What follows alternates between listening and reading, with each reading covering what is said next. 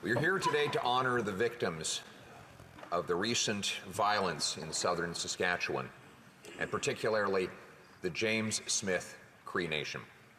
10 lives lost, 18 lives changed forever, a community shattered, and a province and a country in shock.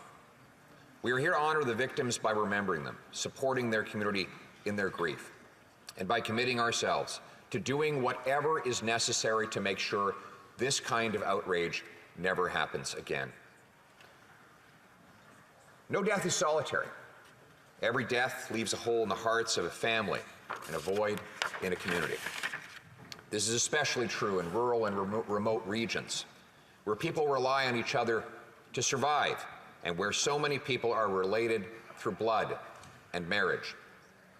As Mark Arcan, whose sister was among the victims, put it, this is how it is in our community. It's all about relationships. It's all about family. End quote. The violence 2 weeks ago took the lives of mothers and fathers, sons and daughters, aunts and uncles, neighbors, friends, and familiar faces. Each one of them was known and loved. Let us pause to honor them by offering our respect to each of them by name. Bonnie Good Voice Burns, aged 48, a mother, a grandmother, a foster mother who died trying to protect her son, Gregory Johnsy Burns, who was also killed. Lydia Gloria Burns, a first responder who was attacked while responding to a call to help Bonnie and Gregory Burns. Carol Burns, who was visiting her 2 children, one of whom, Thomas Burns, also died. Earl Burns, Sr., a veteran who had already survived an attempted stabbing by the same perpetrator 7 years earlier. Lana Head and her partner, Christian Head, who together leave behind 10 children and more grandchildren. Robert Sanderson, a father whose son was also injured in the attack. Wesley Pedersen, a 78-year-old widower from nearby Weldon, Saskatchewan. 10 enormous holes in the James Smith Cree Nation and surrounding communities. As one headline put it, everyone lost someone. Healing takes time. It is a journey. The families and friends left behind have a long journey ahead of them. But I have faith that strength will carry the James Smith Cree Nation through. The same strength that has helped that community survive and work through the immense trauma of history over many years. The reason I have faith and hope is because that while evil is real and strong, faith, hope, and love are stronger. And where we can help, we will. I know the federal government is working with local community leaders, and I note that the minister has been to visit, and I thank her for that. And I offer my party's full support for any government actions that bring healing to the community, especially for the children who have seen what no child should ever see, and for those struggling with mental illness or addiction problems who will find these times especially trying. We can honor the victims and survivors by providing more effective recovery services to more people to help them get out of the cycle of violence and towards hope and healing. That is the least that compassion and respect demand of us. But we must not allow our compassion to tempt us into complacency and stop us from asking the hard questions about our criminal justice system. This tragedy was not a random act of fate. It was the result of a string of failings stretching back more than a decade. The question that Chief Wally Burns asked when he learned about the perpetrator's criminal history should be ringing in the ears of everyone in the House. Quote, why was this guy released when he was so dangerous?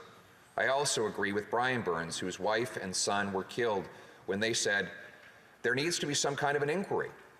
The families need answers. As a husband and a father, I can only imagine the grief that Brian Burns must be feeling today. I can only imagine the sense of deep betrayal he must feel when he thinks about the callous negligence of our criminal justice system that let this violent criminal out to recommit offenses again and again not just in this case, but over more than a decade. This perpetrator, who I am deliberately not naming, had been charged with over 120 crimes in 47 cases over the last 14 years. He'd been convicted 59 times. Likely more, but his youth record is sealed. At least two of the previous victims, those previous victims, were also victims of the most recent violence. His in-laws, Earl Burns, who died, and Joyce Burns, who was wounded. The first time, back in 2015, he was charged with attempted murder, but he was allowed to plead guilty to a lesser offense and was only sentenced to 2 years less a day in prison. It has also been reported that he assaulted the mother of his children 5 times between 2011 and 2018. He never received more than a 2-month sentence for any of those assaults. Each time, he was set free to attack again. What happened in northern Saskatchewan 2 weeks ago should be a national wake-up call. The James Smith Cree Nation was the victim of a violent criminal, but also the victim of a broken criminal justice system. We all agree in the possibility of redemption and in rehabilitation. We believe that if someone makes a mistake, does their time, they should have a second chance at being part of society. But when someone commits one violent offense after another, that number in the dozens, at some point, they must stay behind bars for the protection of the public and for the respect of their victims. A system that allows a violent criminal to reoffend over and over again with impunity does not deserve to be called a justice system. Leaving victims vulnerable to repeat attacks by a violent felon is not criminal justice, it is criminal negligence. I agree with Brian Burns. I want to know how this could have happened, and most importantly, I want to know how we can make sure it never happens again. We will not honor the victims and the community if we do not listen to them. We must listen, and then we must act. There must be a top-to-bottom review. We need to know why criminal charges against this violent felon were so often stayed or withdrawn, why the parole boards repeatedly recommended his release despite deeming him a threat, why his sentences were so short even after third and fourth violent convictions. And we need to know why Correctional Services Canada did not deem him sufficiently likely to reoffend even after more than 50 convictions in 14 years, that it failed to recommend against his statutory release.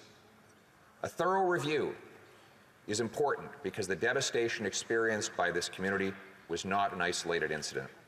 Since 2015, violent crime has increased in Canada by 32%, and the Violent Crime Severity Index is up 18 points. And there were more than 124,000 violent crimes last year than there were in 2015. The violent crime rate is up in all 13 provinces and territories. Clearly, something is wrong and getting worse. We need to know what it is, and we need to fix it.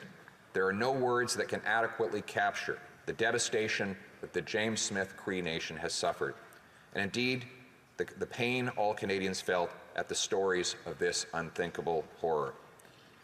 The stories were of violence and ongoing manhunt, but also soon after the stories changed and we began to hear stories of the lives of the victims.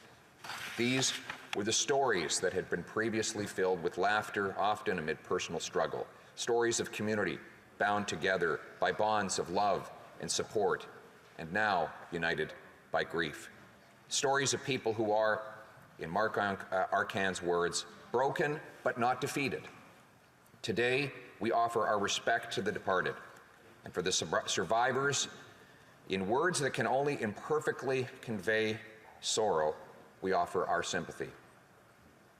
But if we have only words, then we will have failed the James Cree First Nation again.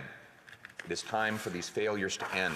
It is time for our words to transform into actions. And it's time for all of us to rally in support of this wonderful community and its beautiful members as they heal and recover from these terrible events. Thank you.